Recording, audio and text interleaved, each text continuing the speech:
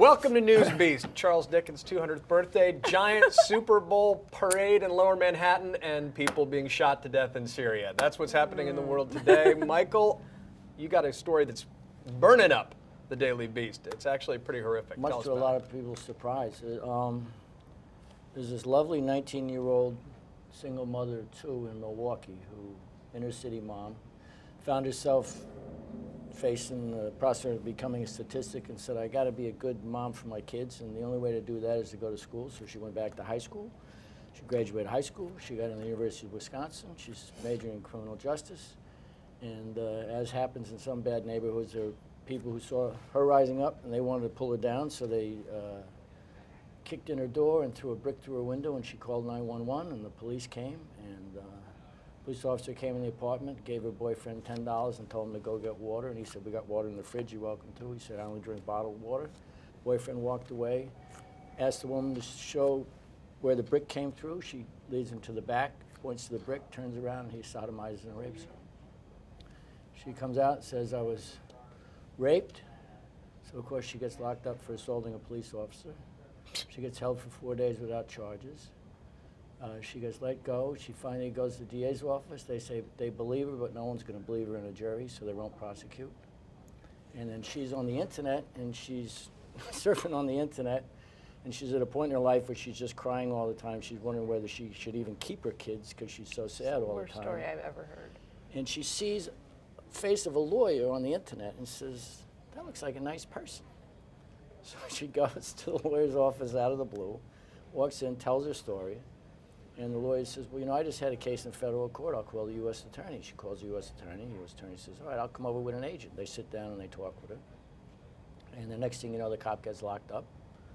He gets convicted finally. She's a decent enough person that she said when she watched him being let off to spend a long time in jail that she didn't feel happy. She thought, finally, but she felt bad for the cop's kids. And now she's going back to school. She's about as good a person as you want to meet. So of course, you get online and everybody wants to know, was she black, or she was black, or, you know, that's the way blacks are, or a single mom or black, and the cop was, you know, it's crazy. That's a great piece of reporting, and thank you for doing the story, bringing more attention to it. Wow. Rebecca?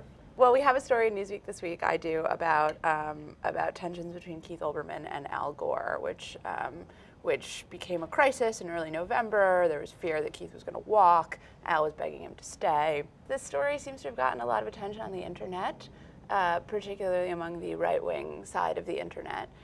So we've got lots of commenters flooding the Daily Beast website today, saying, can Keith Olbermann save current TV? No, he cannot. That seems to be That's your favorite comment? Resounding opinion. Well, as you know, it's not quite my favorite comment, but that seems to be the internet's resounding verdict on current TV is dead in the water. What's current TV? Is that actually a channel? Who's Al Gore? Keith Olbermann's a jerk. So I just asked you. I asked you this yesterday, but I'm still just reporting. Yeah. It's not my opinion. But that's I'm just reporting what. that. So reported $10 million a year contract Yes. to sort of be the anchor, literally, of the network. And also anchor the goes chief news AWOL, officer. and chief news. Let's not forget that Yes. honorific, because hey. So when your anchor goes AWOL and you're Keith Olbermann, what's next?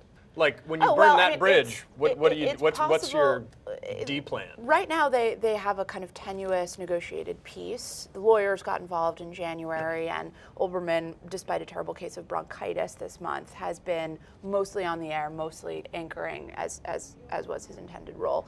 But if you speak to anybody at the network, it's obvious that this situation is a powder keg. I mean, one of the people I quoted in the story says that he is a time bomb, and it's not a question of if, it's a question of when he'll explode. So it'll be really interesting to see, I think, whether they're able to. I mean, this is Current's big relaunch. It's arguably, and I argue, it's their last hope of making this network a success.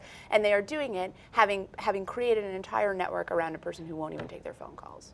What could possibly go wrong? What could go wrong? So I want to talk about Lloyd Grove's Newt Gingrich profile, but first I want to give a shout out to Simon Schama's Charles Dickens piece, because it was kind of awesome and everyone should read it. But Lloyd's got profile of Newt. Today is sort of a do or die day for Newt for this reason. Rick Santorum is surging in the polls in Minnesota and Missouri. He could have 2 wins tonight.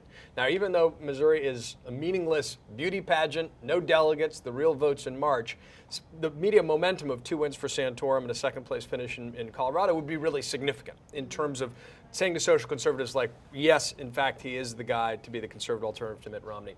So Newt's profile by Lloyd really sums up this guy at a precipice. Lloyd followed him through Florida. And it's one of these great profiles that sums up a guy's career at a pivotal moment.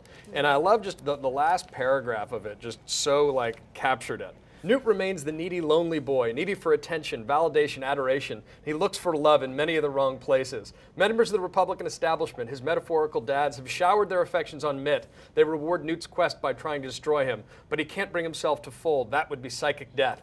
So he soldiers on, slouching towards his last hurrah. That's a great last line. Anyway, everyone should check that Lloyd's profile out in Newsweek this week of Newt Gingrich. Final word, Michael. Hurrah. Hurrah. Time bomb.